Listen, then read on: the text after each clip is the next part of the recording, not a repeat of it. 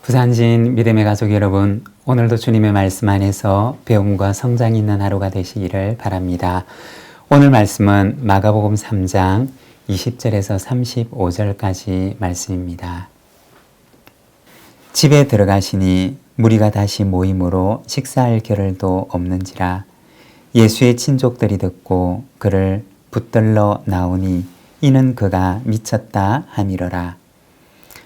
예루살렘에서 내려온 서기관들은 그가 바알세불이 집혔다 하며 또 귀신의 왕을 힘입어 귀신을 쫓아낸다 하니 예수께서 그들을 불러다가 비유로 말씀하시되 사탄이 어찌 사탄을 쫓아낼 수 있느냐. 또 만일 나라가 스스로 분쟁하면 그 나라가 설 수 없고 만일 집이 스스로 분쟁하면 그 집이 설 수 없고 만일 사탄이 자기를 거슬러 일어나 분쟁하면 설 수 없고 망하느니라. 사람이 먼저 강한 자를 결박하지 않고는 그 강한 자의 집에 들어가 세간을 강탈하지 못하리니 결박한 후에야 그 집을 강탈하리라. 내가 진실로 너희에게 이르노니 사람의 모든 죄와 모든 모욕하는 일은 사하심을 얻되 누구든지 성령을 모독하는 자는 영원히 사하심을 얻지 못하고 영원한 죄가 되느니라 하시니 이는 그들이 말하기를 더러운 귀신이 들렸다 함이러라. 그때 예수의 어머니와 동생들이 와서 밖에 서서 사람을 보내어 예수를 부르니 무리가 예수를 둘러 앉았다가 여짜오되 보소서 당신의 어머니와 동생들과 누이들이 밖에서 찾나이다. 대답하시되 누가 내 어머니이며 동생들이냐 하시고 둘러앉은 자들을 보시며 이르시되 내 어머니와 내 동생들을 보라. 누구든지 하나님의 뜻대로 행하는 자가 내 형제요 자매요 어머니이니라. 아멘. 오늘 우리가 읽은 말씀에서는 예수님을 찾아왔던 사람들, 친족들과 서기관들과 가족들의 모습을 보여주고 있습니다. 20절의 말씀입니다. 집에 들어가시니 무리가 다시 모임으로 식사할 겨를도 없는지라. 여기에 보면 예수님께서 가버나움의 한 집에 들어가시는 것을 보여주고 있습니다. 무리는 모여들고 있었고 예수님께서는 식사하실 겨를도 없으셨던 것을 보여줍니다. 이 집은 어떤 집이었을까요?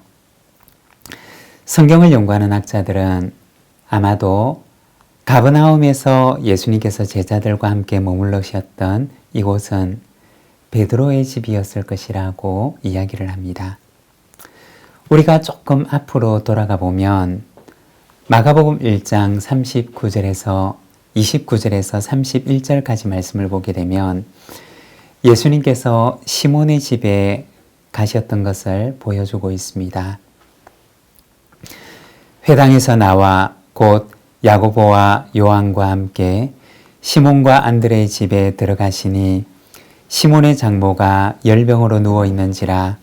사람들이 곧 그 여자에 대하여 예수께 여짜온대 나아가사 그 손을 잡아 일으키시니 열병이 떠나고 여자가 그들에게 수종드니라. 예전에 예수님께서는 시몬의 집에서 열병을 앓고 있는 시몬의 장모의 병을 고쳐주셨던 적이 있으셨습니다. 그런데 거기에 보면 이렇게 기록을 합니다. 열병이 떠나고 여자가 그들에게 수종드니라. 병에서 나은 시몬의 장모가 그 자리에서 일어나서 모인 사람들을 정성껏 섬기는 모습을 보여줍니다.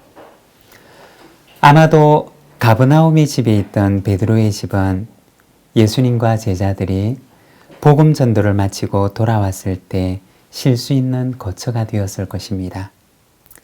여러분, 그 모습을 한번 상상해 보시기를 바랍니다. 복음을 위해서 헌신하는 예수님과 제자들의 수고로운 모습, 그리고 하루 사역으로 고단한 예수님의 제자 공동체를 위해서 정성껏 섬기고 있는 베드로의 가정의 모습. 이것이 바로 가버나움 한 집에서 있었던 모습이었습니다. 21절과 22절입니다.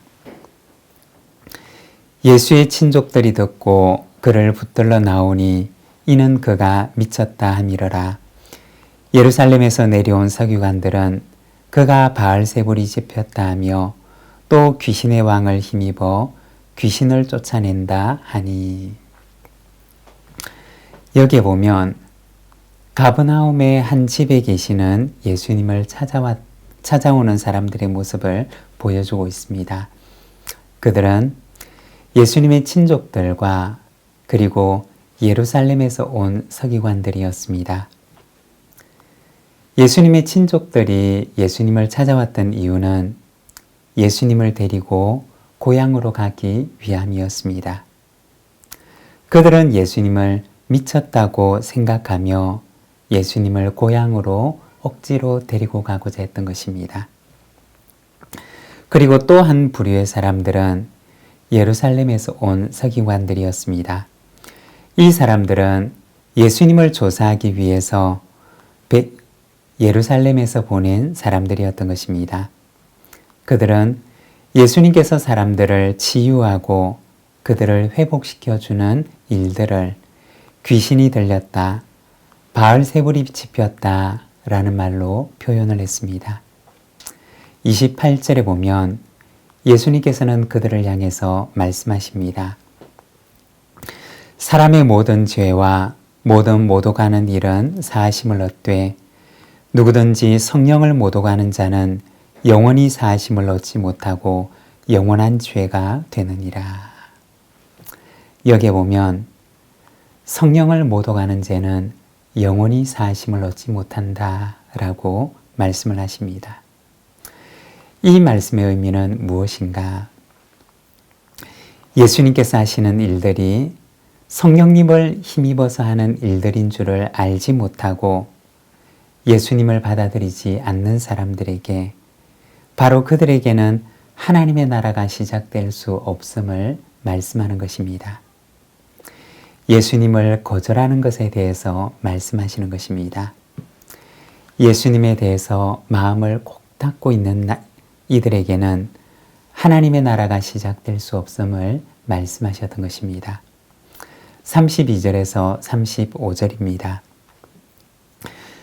무리가 예수를 둘러앉았다가 여짜오되 보소서 당신의 어머니와 동생들과 누이들이 밖에서 찾나이다.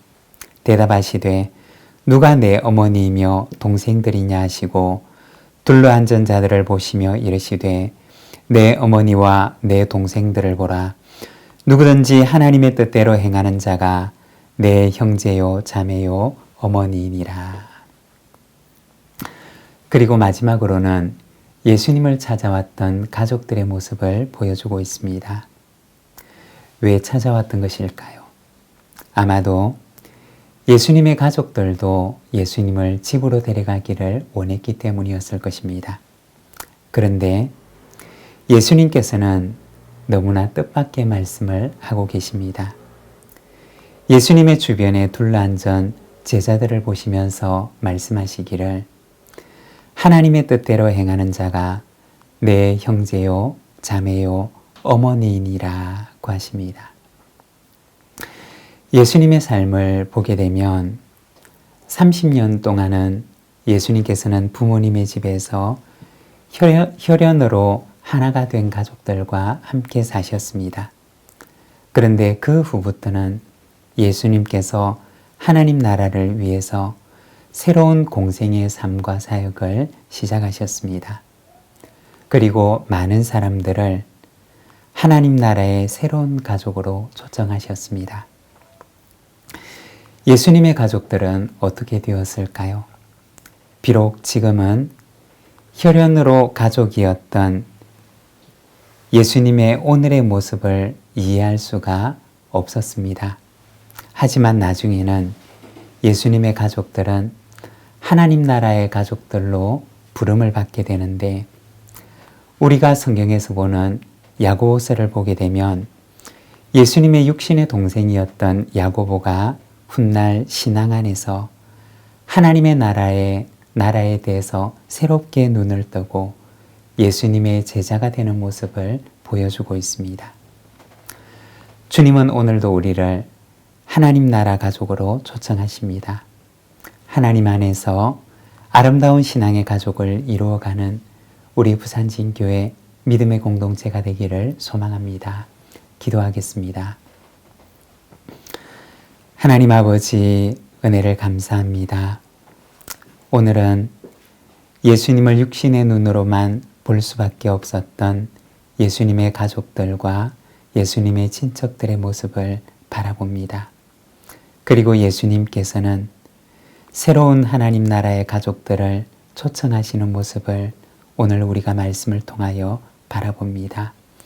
사랑하는 주님, 오늘도 하나님 나라의 가족들을 초청하시는 우리 주님을 바라보니 주님, 하나님 나라의 가족으로 새로운 눈을 뜨고 이 세상을 살아갈 수 있도록 인도하여 주시고 또한 주님께서 부르시는 또 다른 많은 이들을 하나님 나라로 초청하는 그 삶을 살아갈 수 있도록 오늘도 우리를 붙들어 주시옵소서.